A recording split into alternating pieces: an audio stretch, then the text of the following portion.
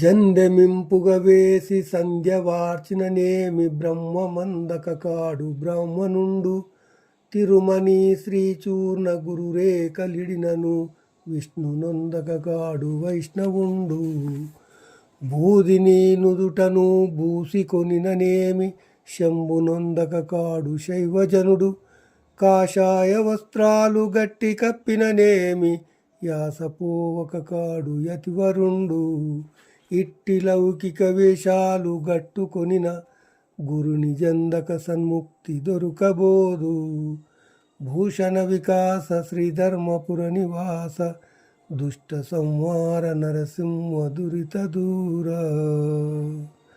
భావము: ఓ నరసింహస్వామి, అందముగా జందము వేసుకున్నను బ్రహ్మను తెలియనేరనివాడు బ్రాహ్మణుడు కాడు.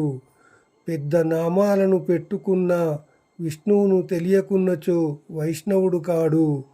లలాటమున విభూతి పూసుకొన్నను శివుని తెలియనేరనివాడు శైవుడు కాడు. కాషాయ వస్త్రములు కట్టుకున్నను ఆశలుడుగనివాడు సన్యాసి కాడు.